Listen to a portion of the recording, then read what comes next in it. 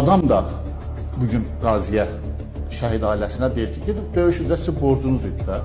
Öz balasını gizlədib, iki müğənnisi də öz balasını gizlədib, siyasətçisi də öz balasını gizlədib, nə bilim, bu ictimai xadimi də öz balasını gizlədib, tanınmış jurnalist də belə öz balasını gizlədib, tanınmış, nə bilim, QHT rəhbəri də öz balasını gizlədib, hansısa bir dırnaqarası özünə ziyalı deyən şəxs də öz balasını gizlədib. Amma indi deyir ki, onların borcuydu da. Nə borcuydu? Sənin də oğlunun borcuydu da bu. Sənin də bananın borcuydu. Səni bugün oğlun şəhərdə bahalı maşında gəzəndə onun taytuşları Qubadlıda, Laçında ilanların, əqrəblərin içərisində düşmənlə savaşırdılar. Bilirlər bunlar şəhid nə deməkdir? Şəhid ümumiyyətlə anlayışı bunlar bilirlər. Bunlar bilirlər bir qolunu, gözünü, qılçını, gəncliyini, psixologiyasını itirən qazini bilirlər nə deməkdir qazi?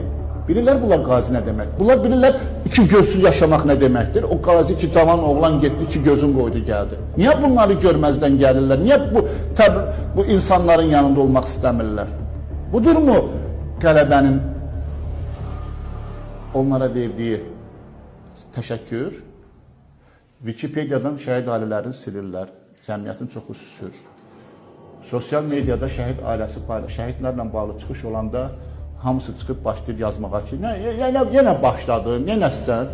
Hər hansı bir qazi etiraz eləyəndə hamı başlayır, nə istəyirsən, nə olub, nədir, hər şey verir də dövlət sənə. Nə verir dövlət qaziləri, nə verir onlara? Versə bunlar sakit durarlar, bunlar belə eləyərlər. Bunlar ümumiyyətlə bilirlər ki, Heydər bəy, bu insanlar cəmiyyətdə olan bu... Dövlətlə kifayət deyil də, siz dediyiniz kimi deputatlar var, mən onu deməsəm, bunların yanında olmalı. Dövlətin qarşısı da kifayət edir. Bunların psixoloji cəhətdən, mənəvi cəhətdən. Heydər bəy, mən dedim, onu sizə gəlib çıxıram ki, yəni ölkə başçısı şəhidlə, qazi ilə görüşəndə, şəhid ailəsinə, qazi qucaqlaşıb öpüşürsə, sən deputat bunu görüb üzünü çörüb gedə bilmərsən.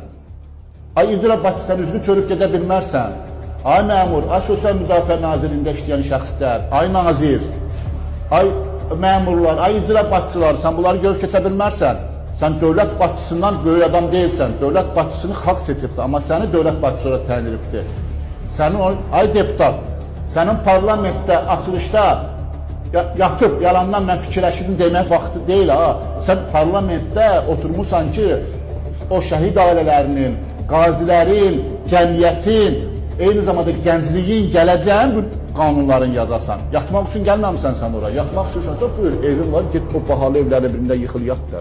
Sənin nə işin var? Sən oradan, sən əgər ki bir qanun layihəsini bilmədən, bir qazinin həyatını bilmədən, qazinin hansı psixologiya yaşadığını bilmədən, hansı şəhid ailəsinin yaşam tərzini bilmədən, deyirlər şəhid ailələrinə dövlət hər şey verir də.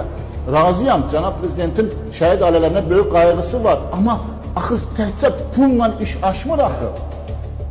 Seçki qabağı gedib yalandan şəhid ailəsinə şəkil çəkdirmək lazım deyil.